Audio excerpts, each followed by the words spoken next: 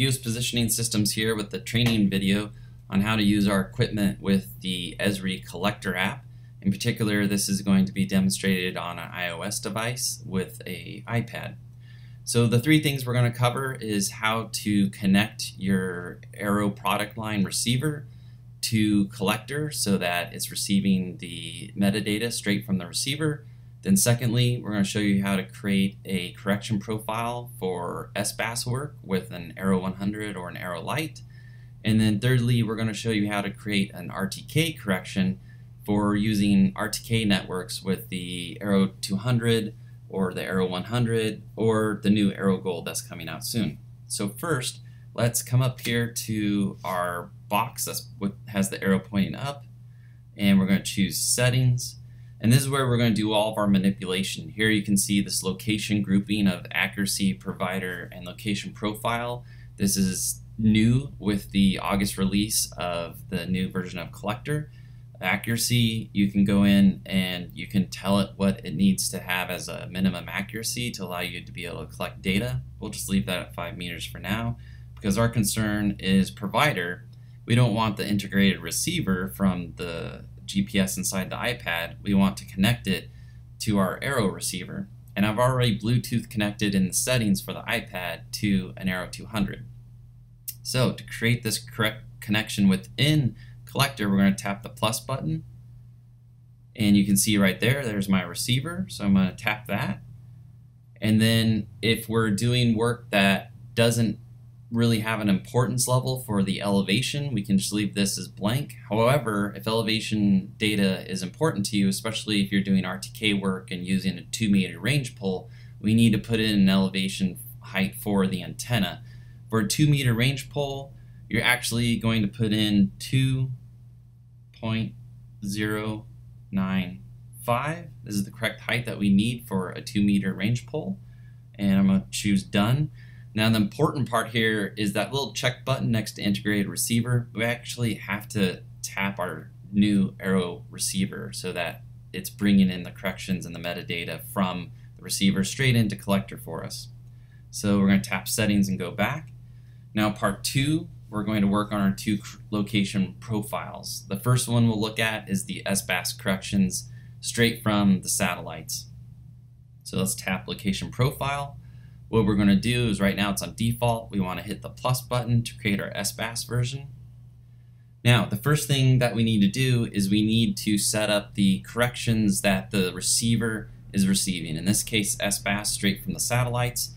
So what we need to do, the quick way, is to type in GCS and then IT, and then it's easier just to get rid of the keyboard there, because what we want is GCS ITRF 2008 right here near the bottom.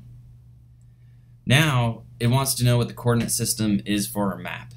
If you're using the default map inside Collector, it's going to be projected and it's going to be Web Mercator. So first choose projected, and then the quickest thing is just to type in web, and 2 versions will come up. We want the top one with the sub number 3857. Let's tap on that guy, and then let's just go ahead and zoom in here to North America and tap the right arrow button. Then it wants to know what our final profile transformation is going to be, and that's going to be this top guy right here. So choose this one. Let's give it a name. Let's just call it SBAS and hit save. Now again, the trick is we got to actually check it to activate it, but if we hit our little information button there, you can see this is what we want to look like. We want the receiver information coming in to be ITRF 2008.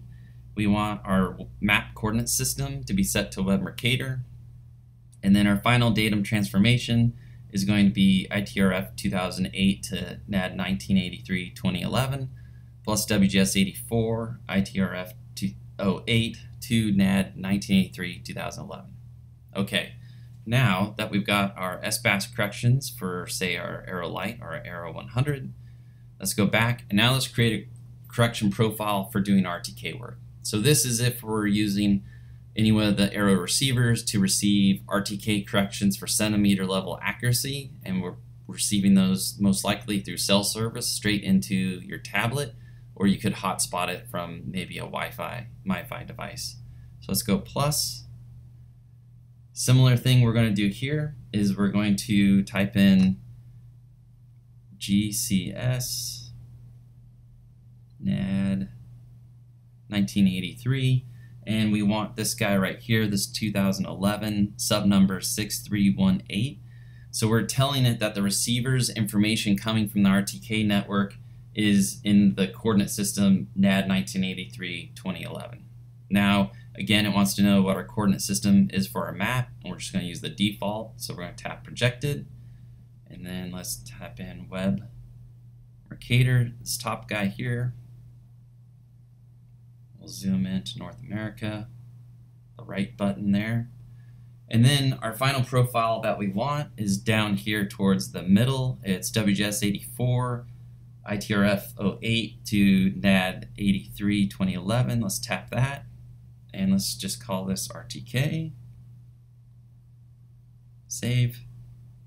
Now we have to actually select it, and let's look at our information button here. And again, we can see our receiver coordinate system from the RTK network. Those corrections are coming in as NAD 83 2011. Most likely, most states in the US use this particular coordinate system, but definitely double check with your state to be sure that this is the exact coordinate system that they're broadcasting corrections in. We're using the default map for collector, so that's just web Mercator. And then our final datum transformation here, WGS 84 ITRF 08 to NAD 83 2011.